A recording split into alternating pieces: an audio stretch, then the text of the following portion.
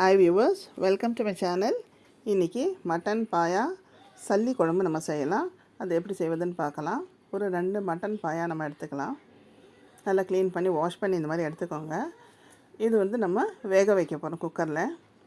நல்லா வாஷ் பண்ணி போட்டுட்டு சிறிதளவு ஜீரகம், சோம்பு, மிளகு, இஞ்சி பூண்டு பேஸ்ட்டு, ஒரு 2 லவங்கப்பட்டை ஏலக்காய் நம்ம அதில் போட்டுட்டு ஒரு 2 கிளாஸ் தண்ணியை விட்டு நல்லா ஒரு 10 விசில் விட்டுடலாம்.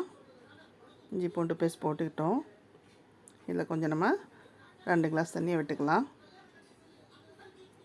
விட்டுட்டு நல்லா வேக வச்சுக்கலாம். ஒரு 10 விசில் விட்டுருவோம். நல்லா மிக்ஸ் பண்ணி விட்டுட்டு நம்ம தட்டு மூடி 10 விசில் விட்டுடலாம்.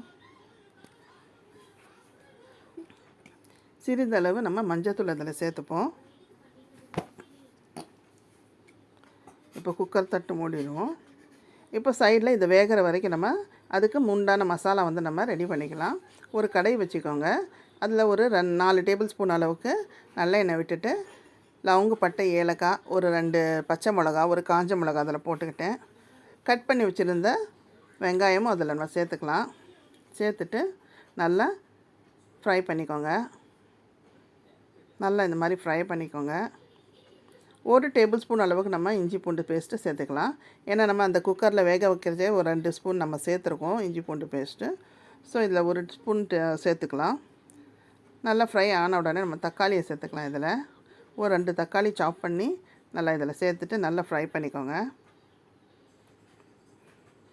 நல்லா வதக்கிக்கோங்க. நல்லா வதங்கின பிறகு ஒரு பாதி டேபிள் ஸ்பூன் அளவுக்கு நம்ம சால்ட்டு சேர்த்துக்கலாம்.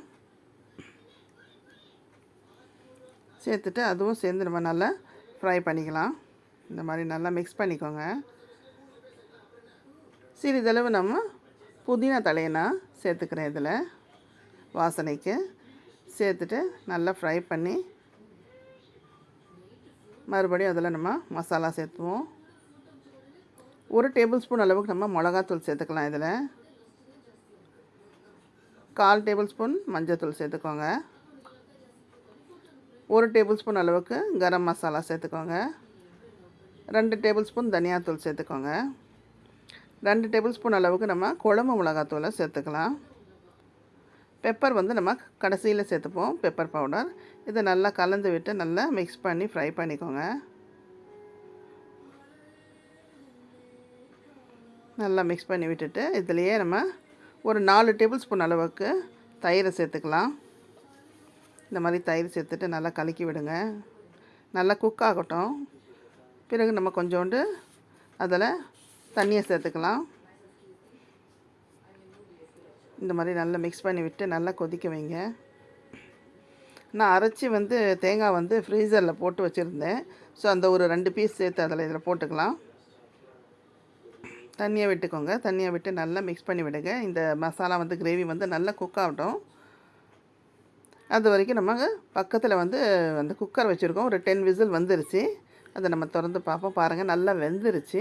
இதில் நம்ம குக் பண்ணி வச்சுருந்த மசாலாவை சேர்த்துக்கலாம். இந்த மாதிரி சேர்த்துட்டு நல்லா மிக்ஸ் பண்ணி நல்லா கொதிக்க விடுங்க.